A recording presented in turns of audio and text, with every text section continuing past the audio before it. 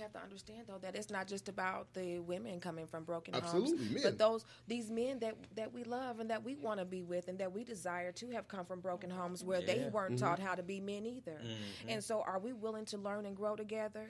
Are we willing to learn those pieces of things that we didn't get in our upbringing and add to ourselves? Because at some point we have to take the responsibility and do that for ourselves, what we didn't get in our past. I've said this, and I've always said this about relationships. I think the biggest reason why relationships don't work is because people do not want to build together. Right. They want to have renovation done already and just move in.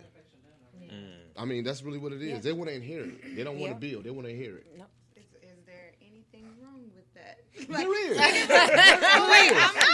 I'm serious. There is.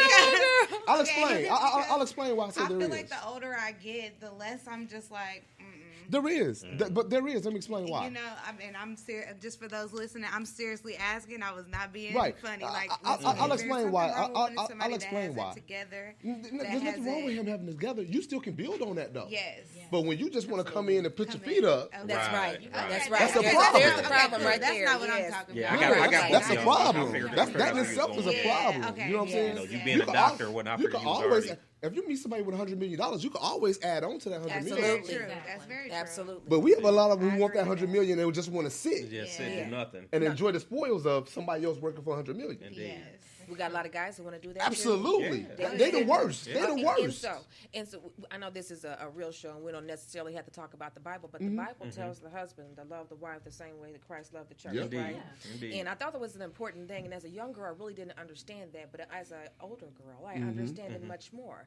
That he has to have the capacity to love and forgive perpetually, constantly, to no end, in order to be able to support me in who I am as just a woman, the emotional being. But it tells wives to respect their husbands.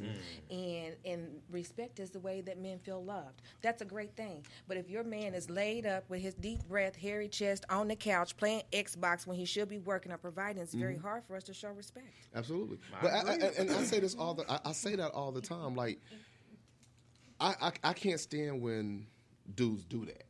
But what makes it even worse when you have a woman enabling him to do it. You better believe it. That makes it even worse because now the next dude that she gets, she's not willing to do her part because she's done more than her part for the one before. And she feels like she's slated if she do that. And what happens is they tend to kind of get calloused.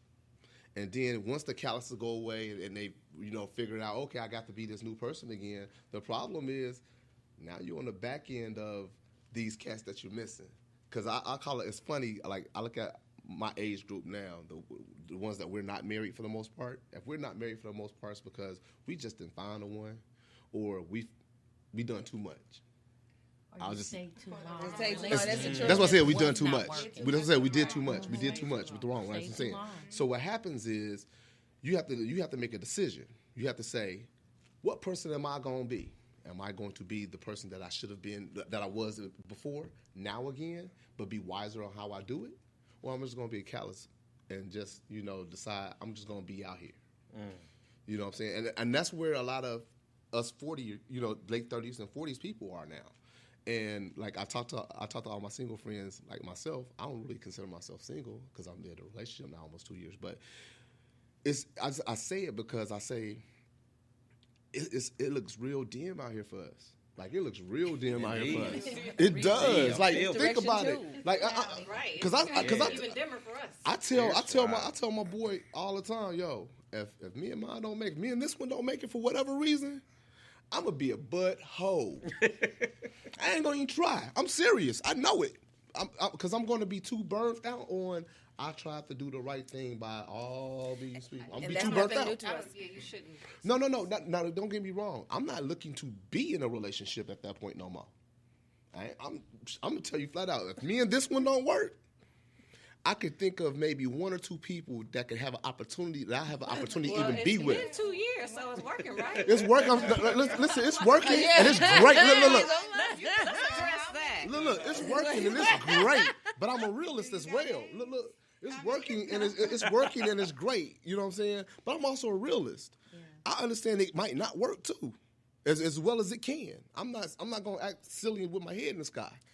I'm not going to do that. I understand. I understand the realism of this. I do understand it. You know, people change. Like, people grow, and they grow apart. I understand that. But I'm telling you, if it happened for me, I do not want to be in a relationship with me anymore. I'm not looking for marriage. I'm not looking for none of that. I'm going to say that all the way out the gate. Can I say something? And I hear that. I know that is real today. You keep living. And things will change. Your perspective will change because I believe God created us to be with someone, to be supported by someone. And that's cool. That's where you are. I'm meeting you right where you are right now. But I am saying from experience, you walk away from something that didn't work and you do believe, you are jaded. You believe that it's not out there for me. I don't want to try anymore. It's too hard.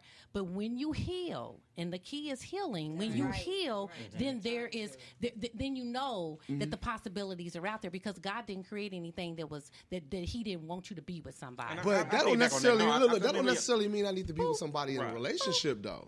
I can meet my equal somewhere else. No, I'm not going to be a dog by any stretch of imagination. I'm not going to ruin my reputation. My name ain't bad in the streets now. It ain't about to start. You know what I'm saying? That's just what it is. It's not bad in the streets now. It's not going to start. It's just not going to start. But it's just I look at it as that don't mean I need to have a wife. I understand that. That don't mean I need to have a companion sexually. Like, you know, you can always find somebody to fulfill that physical need, but I might connect on a whole nother level with somebody else, and we just never had that. That's fair, too. And I'm not saying necessarily marriage, but you're going to want that connection, and you're going to drive towards that once you're healed. I'm just saying. Maybe. And, you know, you can come back and see me later and say, Tia, you were right. So something don't work. I have another question as we talk about communication. So from a married standpoint, I know you talked about fighting fair earlier, Robin. I think that's good. Huge because a lot of times married couples necessarily, they don't fight fair. But so when you are having a disagreement, let's talk about what does that communication look like when you're married and you're having that disagreement. How do you handle that? Because a lot of men don't know how to handle having disagreements with their wife. You know, they leave the house, they don't come back for 5-6 hours. You know what I'm saying? It's like, wait, we're in the middle of having this conversation, and you just gonna get in your car and hop out and drive on off into the sunset, and then you gonna come back like everything was. No, we had a conversation. We were having an argument before you left. And so, do you let the, you know, they say don't let the sun go down on your wrath. Do you go to bed angry? Like, let's talk about what does that look like in a marriage when you're having a disagreement. What does that communication look like, Sam? Well, for me, growing up, my father and mother was never, you know, married, you know, was not together pretty much at all during my upbringing. So my father's a dental giant, 6'6", 300 pounds. I have never seen him cuss. If he did have a disagreement with someone, I never saw it get out of hand, other than with my mother, which he attacked him. And my mother, and don't get me wrong, my mother's the nicest lady on the planet, but you don't cross her. That's right. She gonna go, like, out the gate, she'll go. So I got both sides of that. You know, I'm very kind, but I do have my mother's temper. And me knowing that, I would rather shut down and leave versus getting there. But do you say that to her before you leave? Do you say, look, I need to take a moment? And probably not. Because that's where the issues come in. When you just storm on out the house and leave instead of saying, hey, I need to remove myself from this situation. And I can agree And then on when that. you come back, do you address the issue or do you just act like ain't nothing took place?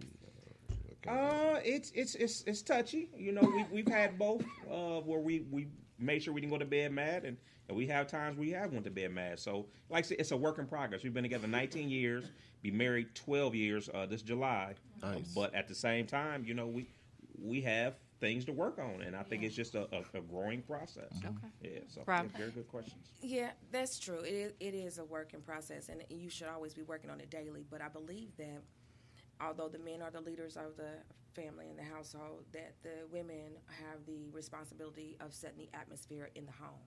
And 9 times out of 10, that's where arguments and disagreements happen, is in the home. Yeah. And so what am I going to do in order to, one, I don't want my husband to leave when he's angry. I want him to stay here. Okay, I want him to be able to have an open space where he can tell me what's going on.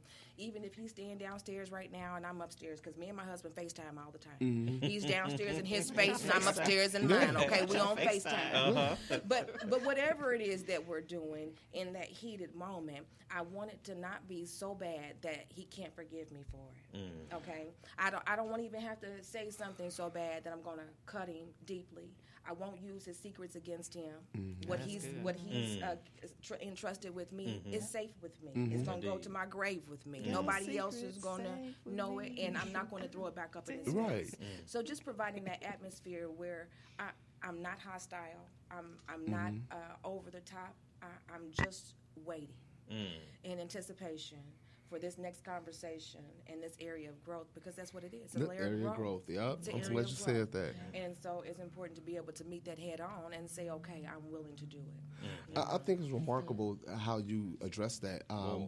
Seriously, because I look at it and I say, I'm one of those people that I will remove myself from the conversation if I feel like it's getting to a point to where we're both not listening. Because if I feel like I'm not being heard, and I feel like I'm over speaking, I'll just shut up. Hey, look, let's just come back to this in about 30, 45 minutes. I'll literally just say that. If she's cool with it, great. If she ain't cool with it, I'm just going to shut up and listen. Because I know you got some stuff to say until she figure out I'm talking too much. You know what I'm saying? Then she'll be like, so you not going to say nothing? I'm listening. Why don't you just tell her she talks too much? Because that's going to start another argument on top of the one I got. In a nice way, you can just say, hey. Ain't no nice way when she, listen. Well, you got to tell me stuff. Listen, Cassandra. But be upfront, tell me. If we together and you going at it, you 10 minutes telling me what it is and what it is for 10 minutes. Ain't no nice way of me telling you to shut up. No, none at all. Ain't no nice way in that. So what I need to do is just shut up and listen until you feel like, am I talking to myself and by myself now? Has he tuned me out? Until you think about that yourself, and then that's when I can say something like, because now you willing to listen, because you feel like you done said what you want to say. Now you looking for a response. Okay. I got another question too. You got more? Robbie, did you have anything you want to say? No. Okay, so that leads me to another thing. This is when you're single and dating. Y'all can answer either way. When you're communicating. So I'm the type of person, like, if I'm talking to you and I'm telling you something important on the phone. Right, important to me. You're right. Yeah. Important to me. If I'm talking, I'm telling you something important to me, and you don't really say nothing back in return, but okay. Or you change the subject. I'm sitting here like, did you just hear anything that I said? Like, for me, I need to feel some type of something. You need a genuine interaction. Yeah, I need something back. Like, don't have me just on the phone sharing all this, stuff about me. What's going on. He needs to address what you said. Right, your only response back is one word. Oh, okay. Or that's what's up. Or, are you changing the subject? So is it that just men don't know what to say back? No, what happens is this. Like you said, it's important to you. What he's trying to figure out, a lot of men do this. I do this all the time. He's trying to internalize what you said, and he's trying to figure out how important it is to you and how important it is to him. That's what he's trying to figure out. Honestly, he's trying to figure out, okay, this is real important to her. So if it's real important to her, how important is it really to me at this point, though? Well, it doesn't really matter how important it is to you, but it does matter how important you make me feel it is. Look, that's what I'm saying. That's what he's processing. That's what he's processing at that point. So he's trying to figure out is, okay, so should I be at a 10 with this, or should I be at a 7 with this? Because I'm telling you, this is what it is. Because like I said, if it's not all that important in my idea, I don't want to be at a 10, because if I'm at a 10, she's going to think I'm as excited, and we're going to continue that conversation. Indeed. But if I'm sharing with you, right. I'm being honest. He's trying to move on. That's what I'm saying. Either he's trying to move on to the next topic, or he's trying to get off the phone. That's what he's trying to figure it out. That's how we operate. Well, it makes a tool and not a task. Right. No. I want to be honest. He's trying to move on. I'm a communicator. She'll tell you I'm a communicator. I'm a talk. Like we can sit here. I could be on the phone with somebody for 7 hours, and felt like it's only been 30 minutes. Like I can communicate. I have no problem with chit chatting and communicating with somebody as long as it's interesting. As long as it's interesting. Okay, I can get that. But Now, if it ain't interesting, I'm partner, gonna be honest. It could be my girl, it could be my mom, it could be my dad, it could be grandma. I don't care who it is. If I'm not really into it, I'm not gonna fake it with you. I don't want you on the phone spilling out stuff and I'm not really paying attention.